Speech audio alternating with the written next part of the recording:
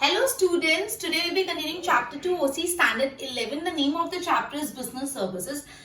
We have already started this chapter and we have studied about insurance and the principles of insurance. Now we would be moving a step further in terms of insurance. Okay, we have अपन आज types of insurance के बारे में पढ़ने वाले हैं. तो basically बहुत type की इंश्योरेंस होते हैं. अपन सबसे पहले जो पढ़ रहे हैं वो लाइफ इंश्योरेंस के बारे में पढ़ रहे हैं, जिसके बारे में लाइफ इंश्योरेंस. अब लाइफ इंश्योरेंस भी दो प्रकार के होते हैं, एक होता है होल लाइफ इंश्योरेंस और दूसरा होता है एंडोमेंट इंश्योरेंस. वापस बोल रही हूँ, लाइफ इंश्योरेंस भी दो टाइप के होते हैं, एक होता है होल लाइफ इंश्योरेंस और दूसरा होता है एंडोमेंट. अब एक एक को समझते हैं. होल लाइफ इंश्योरेंस क्या होता है, एंडोमेंट. अब होल लाइफ इंश्योरेंस नाम से ही क्या समझ आता है, होल लाइफ, पूरी जिंदगी का इंश्योरेंस. अगर मैं टेक्स्ट बुक में क्या लिखा है उसको नहीं भी समझूं तो होल लाइफ इंश्योरेंस से आपको क्या समझ आता है, पूरी जिंदगी का इंश्योरेंस, होल लाइफ इंश्योरेंस. तो बेसिकली इस इंश्योरेंस में क्या होता है, जो इंश्योरी होता है, आई होप अपन जब इंश्योरर बोलूं और इंश्योरी बोलूं तो आपको क्लियर हो रहा है मैं किसकी बात करूं, बिकॉज अपन ने फर्स्ट लेक्चर में बेसिक्स क्लियर कर दिए, राइट.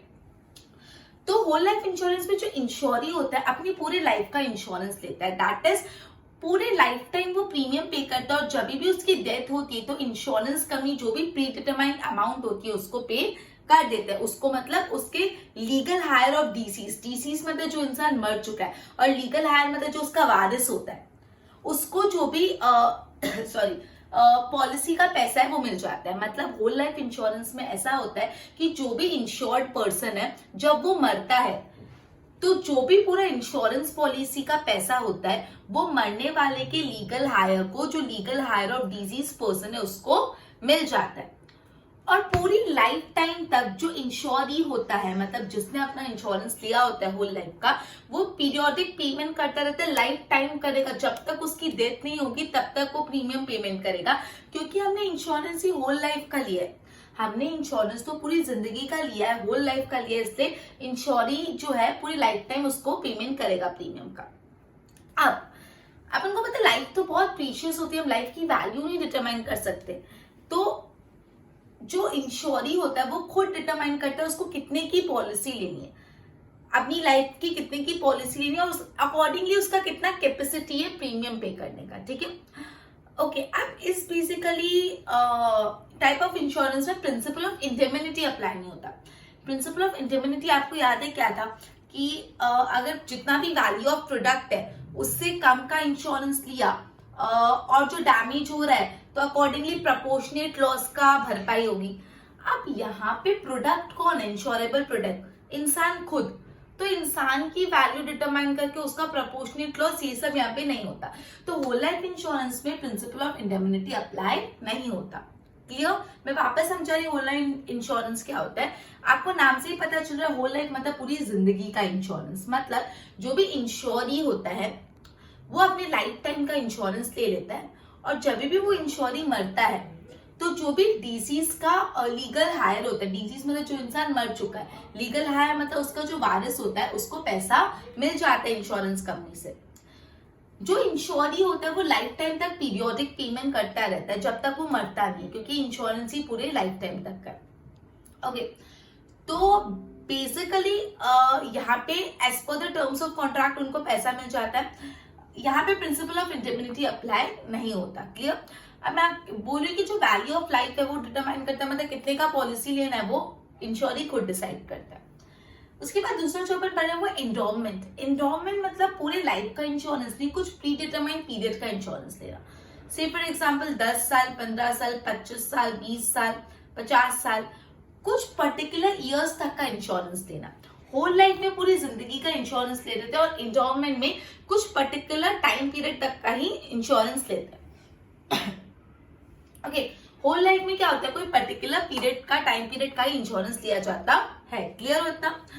अब ये टाइम पीरियड जित सपोज 25 साल का इंश्योरेंस लिया तो ये 25 साल जब कंप्लीट होंगे तब इंश्योरेंस के पैसे मिल जाएंगे. किसको मिलेंगे, या तो इंश्योरी को खुद को अगर वो मरा नहीं हुआ तो, और अगर उसकी डेथ हो गई तो जो भी इंश्योरी का, जो भी डिसीज का लीगल हायर है उसको पैसा मिल जाएगा. अब ये प्रीमियम कब तक पे करना पड़ेगा, प्रीमियम पे करना पड़ेगा जब तक जो भी टर्म ऑफ द पॉलिसी है वो ओवर नहीं होता. वापस समझा रही, एंडाउमेंट में पूरी लाइफ टाइम का इंश्योरेंस नहीं लिया जाता, एक पर्टिकुलर कुछ ईयर्स का इंश्योरेंस दिया जाता है, ठीक है, कुछ टाइम पीरियड का इंश्योरेंस दिया जाता है। जैसे ये टाइम पीरियड खत्म होता है तो इंश्योरेंस पॉलिसी भी खत्म हो जाती है और इंश्योरेंस के पैसे मिल जाते हैं। किसको मिलेंगे? या तो इंश्योरी को खुद को मिलेंगे अगर वो तब तक मरा नहीं हुआ तो, और अगर सपोज ये पीरियड में 25 साल के पीरियड में इंश्योरी मर गया तो किसको मिलता है? जो भी लीगल रिप्रेजेंटेटिव होता है डिजीज का, उसको ये पैसा मिल जाता है। जब तक ये टाइम पीरियड कंटिन्यू होता है तब तक पीरियोडिक प्रीमियम का पेमेंट करना जरूरी है। क्लियर? तो अपन ने लाइफ इंश्योरेंस के 2 प्रकार देखे, होल लाइफ और एंडाउमेंट। सिंपल स्वीट समझो तो होल लाइफ पूरी जिंदगी का होता है और एंडाउमेंट कुछ पर्टिकुलर ईयर्स का होता है। क्लियर? आगे बढ़े। ओके, देखो मैं चेक कर लेती हूँ कुछ स्किप नहीं हो गया। Okay done. Okay, now general insurance पे अपन जा रहे हैं। अपन नेक्स्ट टॉपिक पे जा रहे हैं, जनरल इंश्योरेंस। जनरल इंश्योरेंस आपकी टेक्स्ट बुक में 3 टाइप के पढ़ाए गए, goods transportation insurance, fire insurance and others. Goods transportation insurance, fire insurance and others. सबसे पहले obviously we would be starting good transportation insurance. Goods transportation insurance क्या बोलता है? गुड्स ट्रांसपोर्टेशन इंश्योरेंस ऐसा बोलते हैं जब भी आप गुड्स को एक जगह से दूसरी जगह ट्रांसपोर्ट करते हो तो आपको पता है चांसेस होते हैं कि वो गुड्स पूरा या आधा डैमेज हो जाए। आप सिंपल सी बात देखो, अगर आपको अपने घर से लेकर अपने कोई रिलेटिव के यहाँ पे मम्मी बोलती है कि डाइनिंग का जो सेट है वो लेके जाओ, कांच का सेट लेके जाओ, तो आप कितने केयरफुली लेके जाते हो कि टूटा, हाथ से गिरा तो पूरा खराब। तो जब आप एक डाइनिंग सेट खाली ट्रांसपोर्ट कर रहे हो अपने घर से एक रिलेटिव के घर, तो भी आपको कितना रिस्क है कि गुड्स खराब हो जाएगा। तो सोचो इतने सारे क्वांटिटी में गुड्स बिजनेस में जब एक जगह से दूसरी जगह ट्रांसपोर्ट होते हैं तो कितना हाई चांसेस होता है उसका डैमेज होने का। ठीक है, तो अभी यही बात बोली, जब गुड्स ट्रांसपोर्ट होते हैं एक जगह से दूसरी जगह तो बहुत हाई चांसेस होते हैं या तो वो थोड़े बहुत डैमेज हो जाए या तो पूरे डैमेज हो जाए। पार्शियल डैमेज, पार्शियल मतलब आधा अधूरा, थोड़ा बहुत, और फुल मतलब पूरा डैमेज। तो इसलिए इंश्योरेंस लेना इसका जरूरी है। अब गुड्स ट्रांसपोर्टेशन भी 3 टाइप के होते हैं, marine insurance, air insurance, rail या तो रोड इंश्योरेंस। मतलब पहले तो जनरल इंश्योरेंस अपन 3 टाइप के पढ़ रहे, goods transportation insurance, then fire insurance and other. अब goods transportation insurance again 3 type के, marine insurance, air insurance and rail and road insurance. अब अपन चाहते हैं मराइन इंश्योरेंस पे, ठीक है। ओके, तो मरीन इंश्योरेंस में ऐसा बोला है कि मरीन मतलब सी से गुड्स एक जगह से दूसरी जगह ट्रांसपोर्ट होते हैं। जब आप सी से गुड्स एक जगह से दूसरी जगह ट्रांसपोर्ट करते हैं तो बहुत सस्ता पड़ता है, बहुत इकोनॉमिकल होता है। ये बहुत इकोनॉमिकल होता है, साथ ही साथ रिस्की भी होता है और स्लो भी होता है।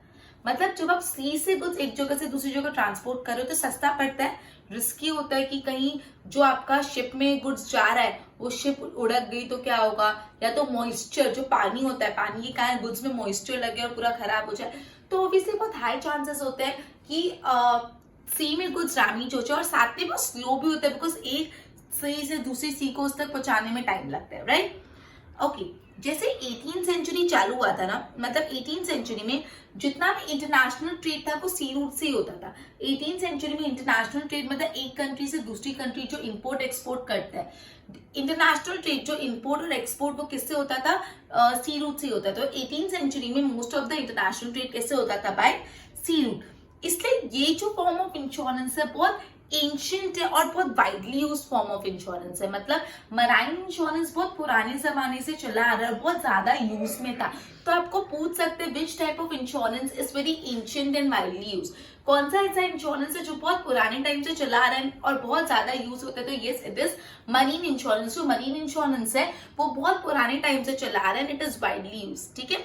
ऐसा भी आपको पूछ सकते हैं कौन सी सेंचुरी में most of the international trade जो था वो सी रूट से होता था? तो 18th century. I mean lords of London, ये पहली ऐसी कंपनी थी जिन्होंने मराइन इंश्योरेंस देना चालू किया था, लॉर्ड्स ऑफ लंदन। तो अगेन ये भी वन मार्क के लिए इंपॉर्टेंट है, किसने सबसे पहले मराइन इंश्योरेंस देना चालू किया था? तो लॉर्ड्स ऑफ लंदन ने सबसे पहले मराइन इंश्योरेंस देना चालू किया था। ये कंपनी 325 ईयर्स से ज्यादा प्रख्यात थी, पॉपुलर थी। क्लियर? मरीन इंश्योरेंस अपन पढ़ रहे हैं। मरीन इंश्योरेंस में ये बोला है कि गुड्स को एक जगह से दूसरी जगह ट्रांसपोर्ट करने के लिए सी यूज हो सकता है। ये जो जरिया है गुड्स को एक जगह से दूसरी जगह ट्रांसपोर्ट करने का वाया सी, ये बहुत इकोनॉमिकल है। इकोनॉमिकल मतलब सस्ता है, साथ ही साथ ये रिस्की भी और स्लो भी। 18th सेंचुरी में जो भी इंटरनेशनल ट्रेड होता था वो बाय सी रूट होता था, ठीक है। इसलिए जो मराइन इंश्योरेंस की हम बात करें वो बहुत पुराना और बहुत वाइडली यूज है, very ancient and widely use form of insurance, right. जो लॉर्ड्स ऑफ लंदन है, लॉर्ड्स ऑफ लंदन पहली ऐसी कंपनी थी जिन्होंने मराइन इंश्योरेंस का कंसेप्ट लॉन्च किया था और ये 325 ईयर्स से भी ज्यादा पुराना है। क्लियर? ओके, उसके बाद अपन पढ़ रहे हैं एयर इंश्योरेंस। अब जो एयर इंश्योरेंस जैसे 19th सेंचुरी का एडवेंट हुआ, मतलब जैसे 19th सेंचुरी चालू हुआ तो जो गुड्स है एयर से ट्रांसपोर्टेशन बहुत बढ़ गया। जैसे 19th सेंचुरी चालू हुआ तो जो गुड्स का ट्रांसपोर्टेशन है थ्रू एयर वो बहुत ही ज्यादा बढ़ गया।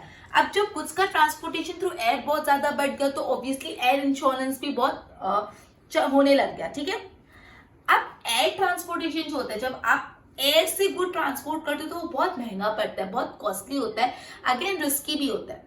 तो इसलिए यूजुअली लोग एयर से कैसा गुड ट्रांसपोर्ट करते हैं जो बहुत ज्यादा वैल्यूएबल होता है और जो लाइट वेट होता है। बहुत हैवी गुड्स को आप एयर से ट्रांसपोर्ट नहीं करवा सकते। जो लाइट वेट गुड्स होता है और जो बहुत वैल्यूएबल गुड्स होता है उसको यूजुअली आप एयर से ट्रांसपोर्ट कराते हो। अब जो एयर इंश्योरेंस का प्रीमियम है ना वो बहुत ही हाई होता है। एयर इंश्योरेंस करवाते हो तो उसका प्रीमियम बहुत ज्यादा होता है। मतलब जो एयर इंश्योरेंस का, वापस मैं समझा रही हूँ, ये जो जैसे 19th सेंचुरी का इवेंट हुआ, मतलब जैसे 19th सेंचुरी चालू हुआ तो transportation of goods through air बहुत बढ़ गया। लोग बहुत ज्यादा एयर से गुड्स का ट्रांसपोर्टेशन करने लग गए। क्लियर? अब एयर से गुड का ट्रांसपोर्टेशन होने लगा तो ये एयर इंश्योरेंस का कंसेप्ट भी बढ़ गया। ये एयर इंश्योरेंस है ना, सॉरी, एयर का जो ट्रांसपोर्टेशन वो बहुत महंगा पड़ता है, वो रिस्की भी है लेकिन फास्ट है। ठीक है, तो यूजुअली लोग जो बहुत हाई वैल्यूएबल प्रोडक्ट होता है, जो लाइट वेट प्रोडक्ट है, उसको एयर के थ्रू ट्रांसपोर्ट करवाते हैं। क्लियर? ओके, अब एयर इंश्योरेंस का प्रीमियम भी बहुत ज्यादा होता है। तो अगर आपको पूछे कि कौन से इंश्योरेंस सबसे इकोनॉमिकल है, एयर, मराइन की रोड, तो मराइन इंश्योरेंस सबसे इकोनॉमिकल है, सस्ता है। और कौन सा इंश्योरेंस सबसे महंगा है, तो एयर इंश्योरेंस सबसे महंगा है। क्लियर? इतना पूरा क्लियर हो? ओके, तो बेसिकली अभी अपन ने पढ़ा कि टाइप्स ऑफ इंश्योरेंस के टॉपिक पे अपन ने पढ़ा एक लाइफ इंश्योरेंस होता है। लाइफ इंश्योरेंस के दो भाग होते हैं, whole life insurance, endowment. Whole life मतलब पूरी लाइफ का इंश्योरेंस, एंडोमेंट मतलब कुछ पर्टिकुलर ईयर्स का इंश्योरेंस। फिर अपन जनरल इंश्योरेंस पे गए। जनरल इंश्योरेंस में अगेन तीन पढ़ने अपन को, road transportation insurance, goods transportation insurance and fire insurance and other. जो गुड्स ट्रांसपोर्टेशन इंश्योरेंस है अगेन वो तीन टाइप के, marine, air and rail and road. Clear? अपन ने मराइन और एयर पढ़ी है, रोड अपन पढ़ते उससे पहले एक बार बोर्ड पे ध्यान दो।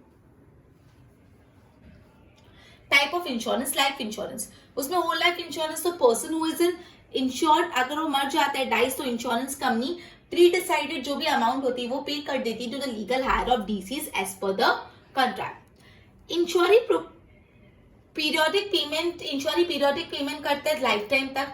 इंश्योरी decide the value of life and capacity to pay the premium. Insurance डिसाइड करता है कि उसकी लाइफ की वैल्यू क्या होगी और वो कितना प्रीमियम पे कर पाएगा। यहाँ पे इंडमनिटी का क्लॉज नहीं अप्लाई करता, इसलिए मैंने इंडमनिटी करके उसको कट कर दिया। सेकेंड, एंडोमेंट, इंश्योरेंस कंपनी पे policy amount at the end of policy period. यहाँ पे इंश्योरेंस कंपनी पॉलिसी का पैसा कब देगी, जब पॉलिसी का पीरियड खत्म हो जाएगा। टू हिम और legal heir in case of death, या तो इंश्योरी को दे देगी या तो अगर इंश्योरी की डेथ होगी तो उसके लीगल हायर को। इंश्योरी page premium till the end of the policy period. जो इंश्योरी वो प्रीमियम पे करता रहता है till the end of the policy period. Clear? ना जनरल इंश्योरेंस, जनरल इंश्योरेंस में क्या है, एक गुड्स ट्रांसपोर्टेशन इंश्योरेंस है। ओके, तो जनरल इंश्योरेंस में पहले अपन गुड्स ट्रांसपोर्टेशन इंश्योरेंस पढ़ रहे हैं। बोला जब गुड्स ट्रांसपोर्ट होता है तो बहुत रिस्क होता है, पार्शियल या तो फुल लॉस का। इसमें अगेन तीन पार्ट है गुड्स ट्रांसपोर्टेशन में, marine insurance, air insurance and rail road. Marine insurance, transportation by sea, जो सी से ट्रांसपोर्टेशन होता है वो इकोनॉमिकल होता है बट यस वो रिस्की होता है। 18th सेंचुरी में जो मोस्ट ऑफ इंटरनेशनल ट्रेड था वो सी रूट से होता था, इसलिए बोला जाता है ये जो टाइप ऑफ इंश्योरेंस है बहुत ancient and again widely use है।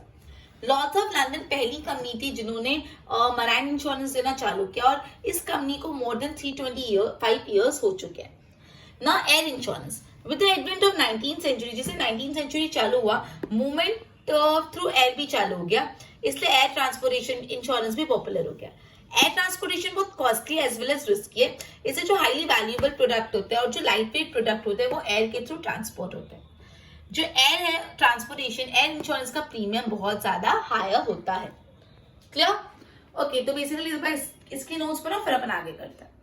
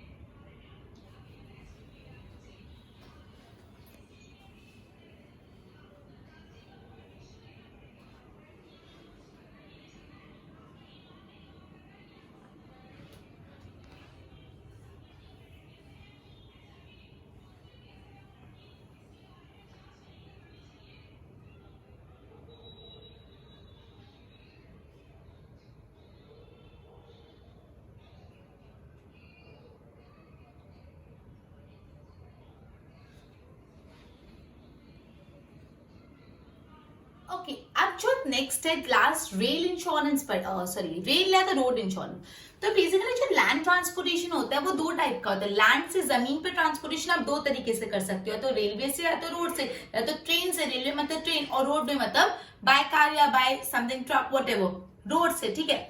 तो अब ये जो लैंड ट्रांजिट होता है, मतलब जिसमें रेलवे भी आ जाता है रोड भी आ जाता है, उसमें क्या चांसेस होते हैं, रिस्क क्या होता है, थेफ्ट हो जाए, डेकोटी हो जाए, या आपका गुड्स डैमेज हो जाए, चोरी होने के बहुत चांसेस होते हैं जब आप रोड से सॉरी रोड या रेल से गुड को ट्रांसपोर्ट करते हो। तो इन सब से प्रोटेक्शन देता है अपन को रेल इंश्योरेंस या तो रोड इंश्योरेंस। ये एकदम सिंपल था। अपन ने मरीन इंश्योरेंस पढ़ा, अपन ने एयर इंश्योरेंस पढ़ा, फिर अपन ने रेल और रोड इंश्योरेंस पढ़ा, जिसमें अपन ने ये पढ़ा रेल और रोड इंश्योरेंस में कि जो लैंड ट्रांजिट होते हैं वो दो टाइप के होते हैं, एक तो रेल से या तो रोड से।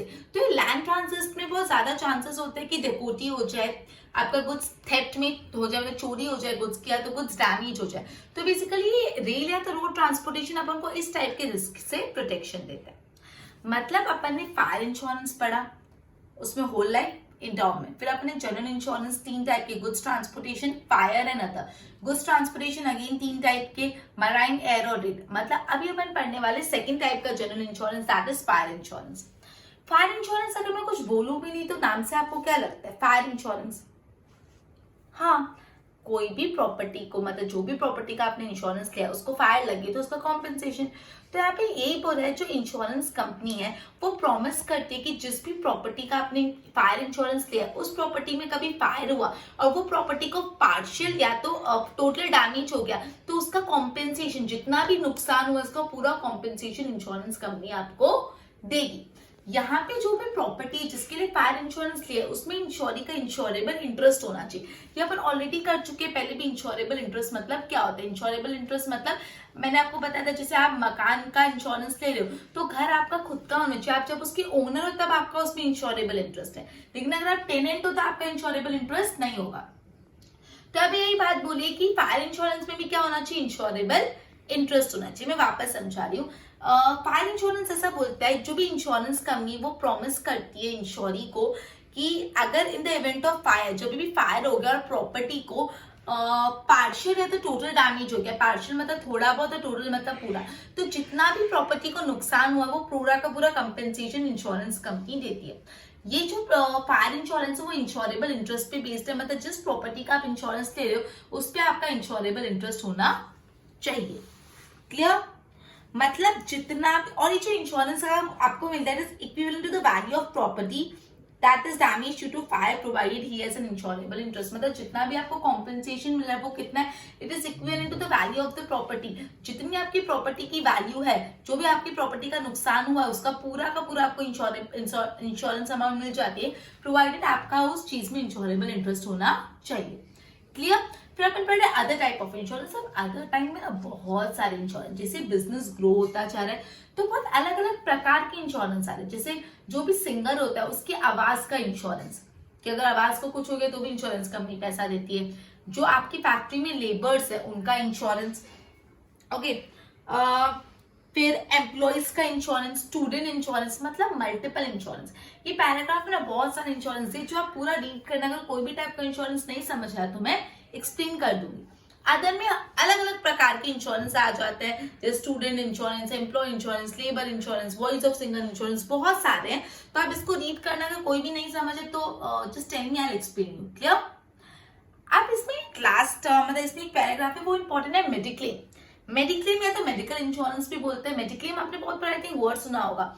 मेडिक्लेम मतलब क्या होता है, अगर सपोज कोई जिसका भी आपने मेडिक्लेम लिया है उसकी हेल्थ खराब हो गई और हेल्थ खराब होने से बहुत ज्यादा पैसे जा रहे हैं, मेडिकल एक्सपेंस हो रहा है, तो वो मेडिकल एक्सपेंस का कंपेंसेशन इंश्योरेंस कंपनी करती है। अगर आपने मेडिकल इंश्योरेंस लिया और सामने से प्रीमियम पे किया हो तो वापस मेडिकल इंश्योरेंस, या आप मेडिकल इंश्योरेंस बोल सकते हो। तो इसका दूसरा नाम क्या है, मेडिक्लेम। मेडिक्लेम मतलब क्या होता है कि जिस भी इंसान का आपने मेडिक्लेम लिया और उस इंसान की हेल्थ में कुछ इश्यू आ रहा है और हेल्थ इश्यू होने के कारण आपको पता है बहुत ज्यादा मेडिकल एक्सपेंस होता है, बीमारी हो जाती है तो उसका मेडिकल एक्सपेंस बहुत होता है। तो ये जो भी मेडिकल एक्सपेंस हो रहा है उसका जो कॉम्पेंसेशन होता है वो कॉम्पेंसेशन कौन देती है, इंश्योरेंस कंपनी देती है, प्रोवाइडेड आपने मेडिक्लेम लिया और आप पीरियोडिकल प्रीमियम का पेमेंट कर रहे हो। क्लियर? मेडिक्लेम या हेल्थ इंश्योरेंस मतलब जो भी मेडिकल का खर्चा लगता है, मेडिकल एक्सपेंसेस लगते हैं, उसका कॉम्पेंसेशन। क्लियर? ओके, तो बेसिकली टाइप्स ऑफ इंश्योरेंस में we have studied life insurance and general insurance. Life insurance में दो पार्ट अपन ने पढ़े, whole life insurance and endowment. General insurance के तीन type, good transportation insurance, life insurance and other. Goods transportation insurance, fire insurance and other. Goods transportation insurance में again अपन ने तीन पार्ट पढ़े, जिसमें आया marine, rail, road and air. और ये अपना जो पूरा टॉपिक था टाइप्स ऑफ इंश्योरेंस कंप्लीट हुआ. अब अपन नेक्स्ट टॉपिक पे स्विच करें, that is privatisation of insurance. Clear? आप ध्यान रखना, अपना टाइप्स ऑफ इंश्योरेंस का कंसेप्ट पूरा क्लियर हुआ. अपन ने अभी तक ये चैप्टर में इंश्योरेंस के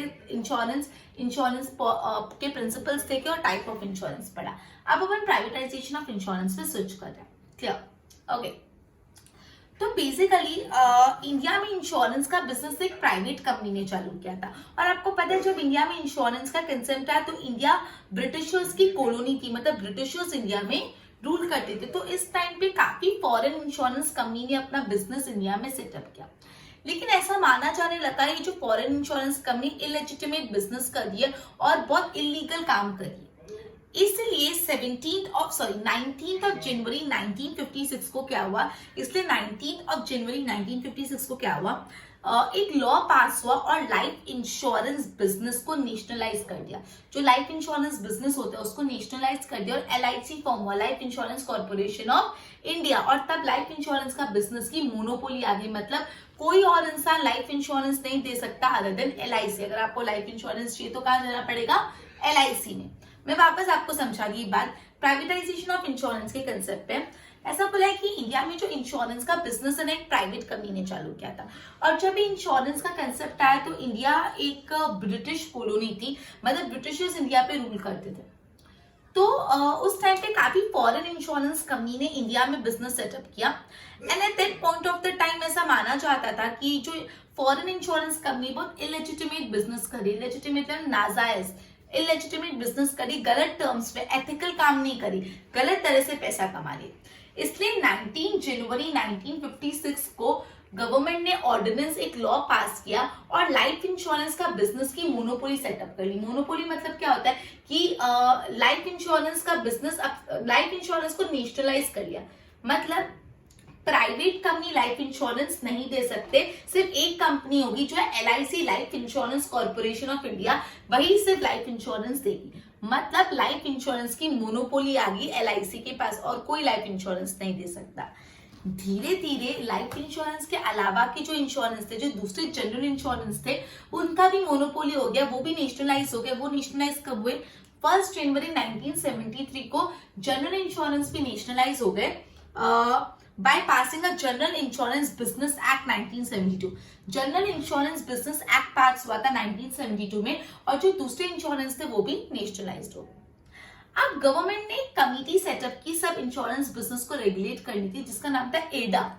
एडा मतलब इंश्योरेंस रेगुलेटरी डेवलपमेंट अथॉरिटी. अभी एडा वर्ड बहुत ही इंपॉर्टेंट है, बहुत अपने मुंह पे आ जाएगा धीरे धीरे. एडा का फुल फॉर्म है, एडा मतलब IRDA. आप इसको IRDA भी बोलो, मैं उसको एडा बोलती हूँ. एडा का फुल फॉर्म क्या है? Insurance regulatory development authority. और ये एडा सेटअप हुआ था 1991 में. तो एडा ने आके किया क्या? एडा ने जो भी प्राइवेट कंपनीज है उनके लिए इंश्योरेंस बिजनेस के दरवाजे खोल दिए. एडा ने क्या किया, जो भी प्राइवेट कंपनी है, मतलब एडा आने के बाद इंश्योरेंस बिजनेस नेशनलाइज नहीं रहा और प्राइवेट कंपनी वापस इंश्योरेंस बिजनेस पे आ गई. साथ ही साथ एडा ने फॉरेन कंपनी को भी इंडिया में इंश्योरेंस बिजनेस सेटअप करने के लिए अलाउ किया, लेकिन सिर्फ 26% तक अपना ओनरशिप रखे. बाकी का गवर्नमेंट का होगा, सिर्फ 26% फॉरेन कंपनी रख सकती है. और ये 26% 49% हो गया था 2015 तक. क्लियर? मैं वापस समझा रही हूँ एडा के बारे में. तो मैं ये बोल रही हूँ कि जो, चलो मैं आपको वापस पूरा जितना मैंने समझा उसको गो थ्रू करवा देती हूँ, एकदम अटेंटिव रहना. प्राइवेटाइजेशन ऑफ इंश्योरेंस वो कंसेप्ट वापस रिवाइज करा रही हूँ. तो ऐसा बोला है कि इंडिया में जो इंश्योरेंस का बिजनेस है प्राइवेट कंपनी ने चालू किया था. And at that point of the time जो इंडिया थी वो ब्रिटिश की कॉलोनी थी, मतलब ब्रिटिशर्स इंडिया में रूल करते थे. तो ब्रिटिशर्स इंडिया में रूल करते थे, इसलिए बहुत सारी फॉरेन कंपनी ने भी इंश्योरेंस बिजनेस इंडिया में सेटअप किया. क्लियर? इतना बात तो फॉरेन फॉरेन कंपनीज ने भी इंडिया में इंश्योरेंस बिजनेस सेटअप किया, लेकिन at that point of the time ऐसा माना जाता था कि वो बहुत इलेजिटिमेट बिजनेस करे, इलेजिटिमेट मतलब बहुत नाजायज बिजनेस करे। इसलिए गवर्नमेंट ने क्या किया, लाइफ इंश्योरेंस का जो बिजनेस है उसको नेशनलाइज कर दिया 19 जनवरी 1956 में। मतलब सिर्फ और LIC सेटअप किया, LIC मतलब life insurance corporation of India, that is सिर्फ और सिर्फ LIC जो life insurance corporation of India है वही लाइफ इंश्योरेंस देगी और कोई नहीं दे सकता। लाइफ इंश्योरेंस नेशनलाइज हो गया, मतलब प्राइवेट कंपनी सब इंश्योरेंस लाइफ इंश्योरेंस नहीं दे सकती।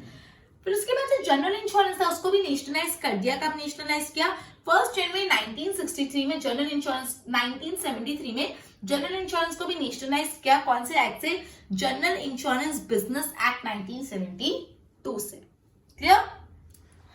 अब ये जो भी इंश्योरेंस सेक्टर की वर्किंग को एनालाइज करने के लिए कमिटी सेटअप की, it recommended the joint business with foreign insurance company, और उन्होंने एडा बनाया, इंश्योरेंस रेगुलेटरी डेवलपमेंट एक्ट 1999 में।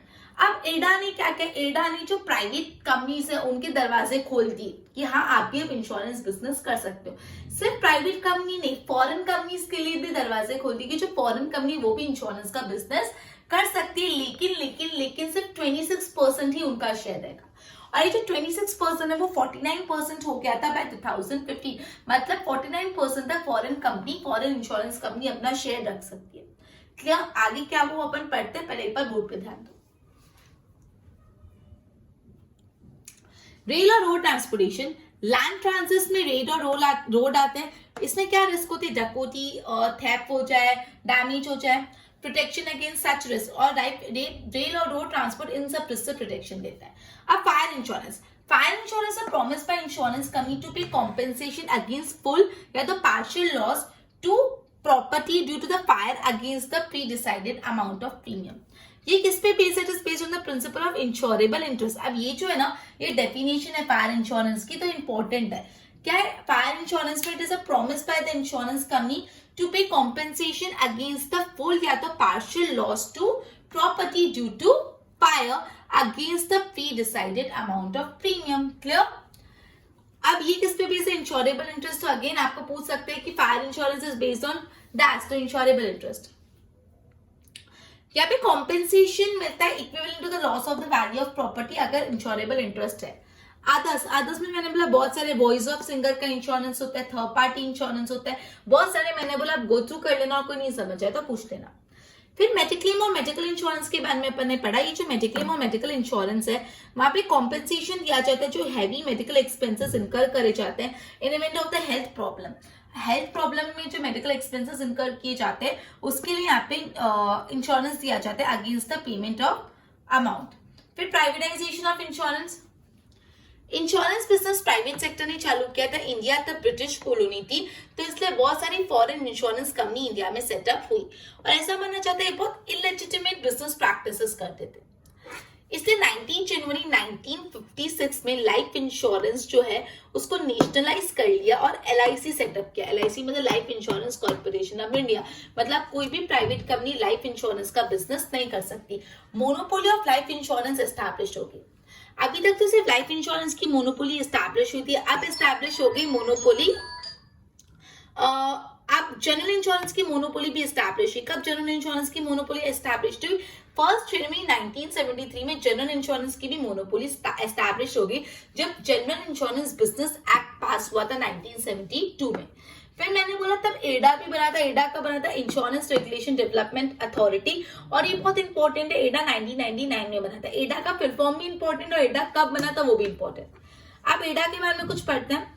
एडा एक एक्ट से पास होता है 1999 में और इसने ना इंश्योरेंस कंपनी के लिए doors of insurance to private sector के लिए खोल दिया and also to foreign insurance company, लेकिन up to 26%। Foreign insurance company के लिए भी लेकिन अप टू 26%।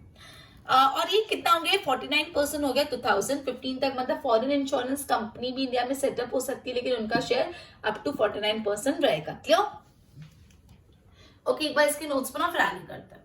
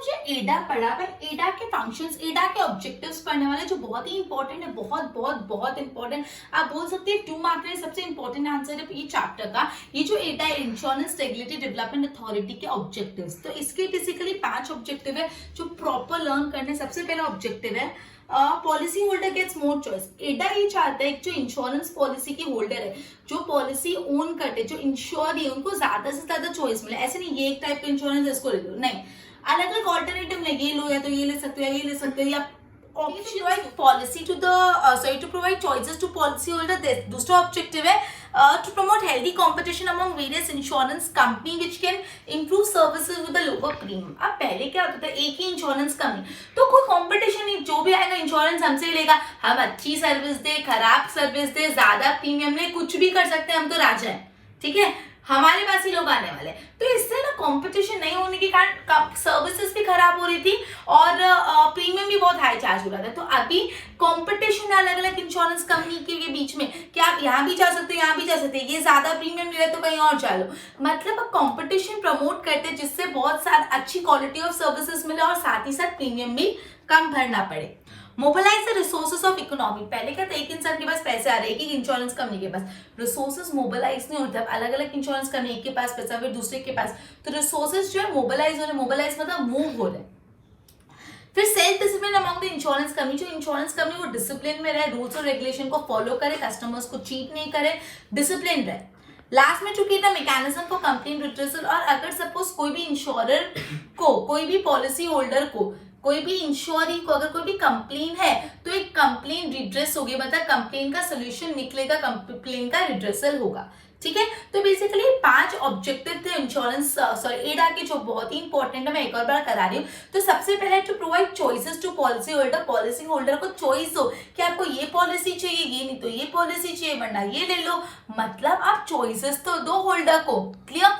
दूसरा to promote competition among the various insurance company, insurance company अलग अलग इंश्योरेंस के कंपनी के बीच में कंपटीशन प्रमोट करो कि वो लोग ज्यादा कॉम्पिटिटिव हो और अपनी सर्विसेज भी इंप्रूव करे और प्रीमियम भी कम करे। तीसरा जो इकोनॉमी के रिसोर्सेज हो, मोबिलाइज हो, मूव हो, एक के हाथ में पैसा नहीं आ जाए, मोबिलाइज हो रिसोर्सेज। उसके बाद है जो भी इंश्योरेंस कंपनियों ने एक सेल्फ डिसिप्लिन है, वो डिसिप्लिन में अच्छे से काम करे, उनको भी डर होना चाहिए कि ऊपर एडा है कि भाई कुछ भी उल्टा सीधा कर तो एडा का प्रॉब्लम आ सकता है, डिसिप्लिन। एंड लास्ट में कंप्लेन रिड्रेसल मैकेनिज्म बने कि अगर कोई भी इंश्योरेंस कंपनी कुछ भी गलत काम कर रही है, मतलब कोई भी इंश्योरेंस कंपनी अगर इंश्योरी पॉलिसी होल्डर को परेशान कर रही है तो पॉलिसी होल्डर एडा में कंप्लेन कर सकते हैं, उनका कंप्लेन रिड्रेसल हो जाएगा, मतलब कंप्लेन सॉल्व हो जाएगी। तो बेसिकली अपन ने पूरा इंश्योरेंस कंपनी, इंश्योरेंस की सर्विसेज कंप्लीट कर ली। क्या क्या अपन ने पढ़ा इंश्योरेंस सर्विसेज में? सबसे पहले मीनिंग पढ़ा, फिर प्रिंसिपल्स ऑफ इंश्योरेंस पढ़ा, उसके बाद अपन ने टाइप्स ऑफ इंश्योरेंस पढ़ा, उसके बाद अपन ने प्राइवेटाइजेशन ऑफ इंश्योरेंस पढ़ा और लास्ट में एडा। ये 5 टॉपिक है इंश्योरेंस सर्विस कंप्लीट। अब अपन नेक्स्ट सर्विसेज पे जा रहे हैं जो है postal service.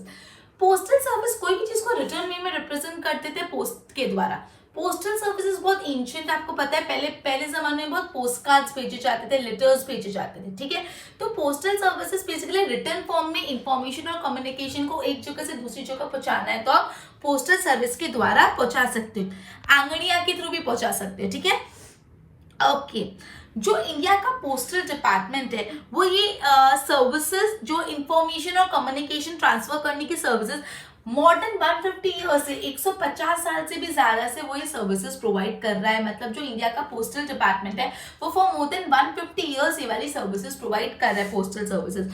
And ma'am postal services में सिर्फ लेटर्स भेजना, पोस्टल सर्विस के अलावा और भी बहुत सारी सर्विसेज प्रोवाइड करते हैं, जैसे मनी ऑर्डर एक्सेप्ट करना, acceptance of various deposit, saving deposit और अलग अलग डिपॉजिट भी एक्सेप्ट होते हैं, पोस्टल लाइफ इंश्योरेंस भी होता है, रूरल इंश्योरेंस स्कीम्स भी होती है, फिर म्यूचुअल फंड होता है, एजेंसी सर्विसेज देता है। इवन अभी रिटायरमेंट में जो पेंशन मिलती है वो पेंशन पे करने का काम भी करते हैं पोस्टल सर्विसेज। इवन अभी तो पोस्टल सर्विसेज को बैंकिंग का लाइसेंस भी मिल गया है, तो इसलिए पोस्टल डिपार्टमेंट जो होता है बैंकिंग सर्विसेज भी प्रोवाइड करती है। इंडिया में 1,50,000 से भी ज्यादा पोस्ट ऑफिस और जिसमें से ये 1,50,000 में से 90% पोस्ट ऑफिस रूरल एरिया में है। मैं वापस समझा रही हूँ पोस्टल डिपार्टमेंट के लिए। मैंने पोस्ट सर्विसेज मैंने आपको बताया कि जो भी इंफॉर्मेशन और जो भी कम्युनिकेशन यूजुअली रिटन लिखित फॉर्म में होती है वो ट्रांसफर होती है थ्रू पोस्टल सर्विसेज। अब इंडिया का जो पोस्टल डिपार्टमेंट है ये पोस्टल सर्विसेज प्रोवाइड कर रहा है फॉर मोर देन 150 ईयर्स। यहाँ पे पोस्टल सर्विसेज तो मिलती है, साथ साथ दूसरी सर्विसेज भी मिलती है, मतलब म्यूचुअल फंड की सर्विसेज मिलती है, रिटायरमेंट के टाइम पेंशन देने का काम करता है postal department. Postal department government का एजेंट के थ्रू जैसा एक्ट करता है। पोस्टल डिपार्टमेंट अलग अलग डिपॉजिट एक्सेप्ट करता है। Postal department postal life insurance देता है।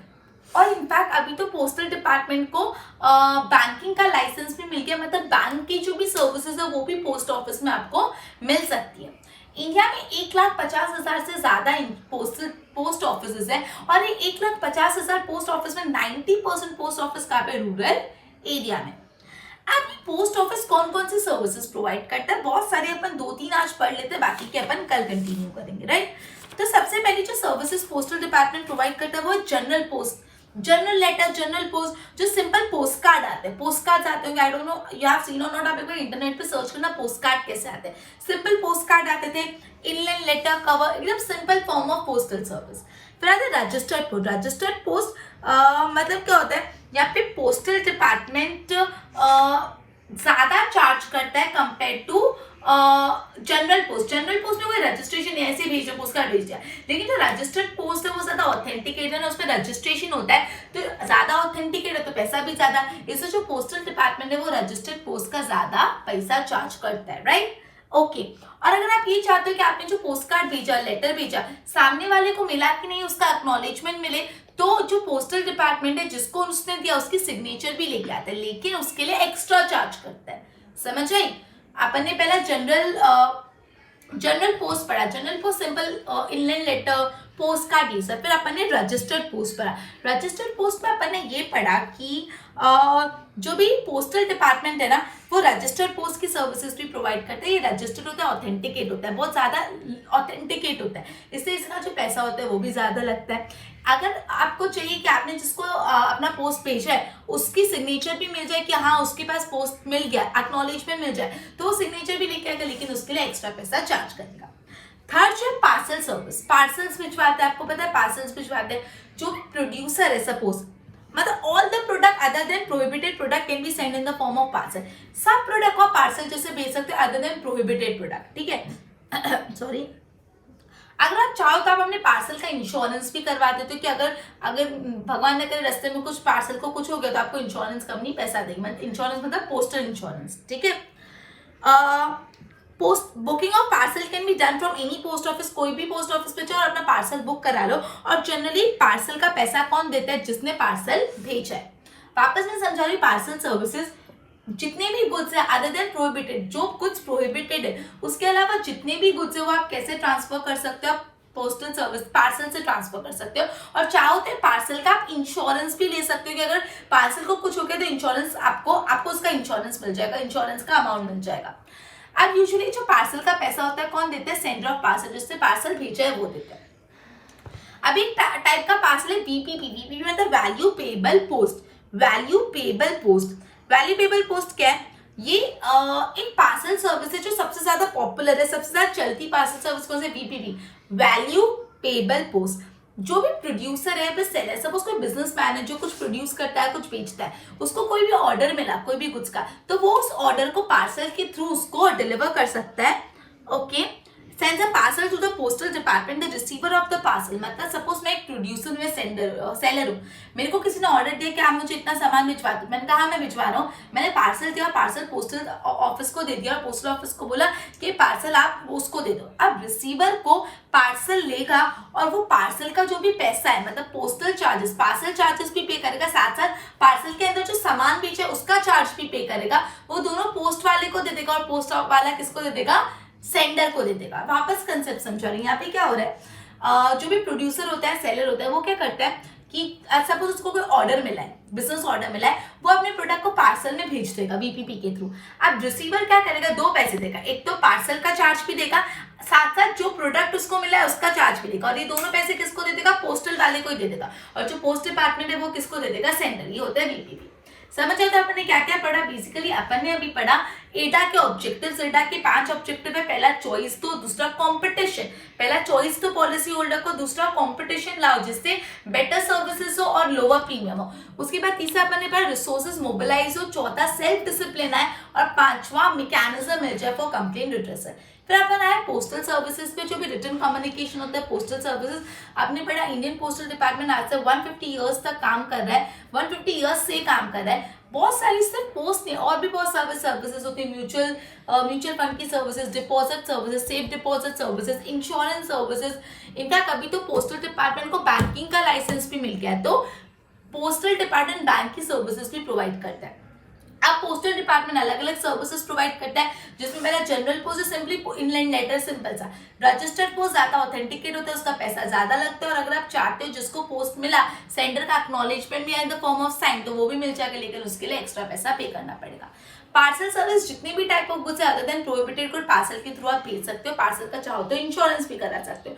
पार्सल का यूजुअली पैसा कौन देता है? सेंडर। फिर बीपीपी वैल्यूएबल पोस्ट पड़ा। वैल्यूएबल पोस्ट सबसे मोस्ट पॉपुलर है ये चीज। इसमें जो भी प्रोड्यूसर होता है तो सेलर होता है, अपने प्रोडक्ट का पार्सल सेंडर को देता है। सेंडर दो पैसे देता है, एक तो पार्सल चार्जेस भी देता है, अलॉन्ग विद वो जो प्रोडक्ट का पैसा भी देता है पोस्टल डिपार्टमेंट को, और पोस्टल डिपार्टमेंट ये पैसा सेंडर को दे देता है। आगे अपन नेक्स्ट लेक्चर में पढ़ेंगे, एक बार पहले इतना बोर्ड से गो थ्रू करा। तो मेन ऑब्जेक्टिव क्या है एडा का? Policy holder get more choices. Second, it promote healthy competition among the insurance companies so as to get better services and lower premium. Then it mobilize more resources, self-discipline आता है among insurance company, and last में mechanism for complaint redressal, जो भी complaint है उसको भी redress करेगा। Now this one is very very very important. I have already told you 2 mark के लिए पूछने के बहुत high chances है, तो प्लीज इसको अच्छे से करना। फिर postal service. Postal service return form of communication है, जो इंडियन पोस्टल डिपार्टमेंट वो सर्विस प्रोवाइड कर रहा है for more than 150 years. Postal services तो मिलती है, साथ साथ अलग दूसरी सर्विसेज भी मिलती है, जैसे money order, acceptance of various deposit, small saving plans, postal life insurance, insurance in rural area, उसके बाद एजेंट सर्विसेज, पेइंग रिटायरमेंट का पेंशन। इन पे license to provide banking services भी अवेलेबल है। और बेसिकली इंडिया में मोर देन 1,50,000 पोस्ट ऑफिसेस है, और जिसमें 90% कहाँ पे? Rural area.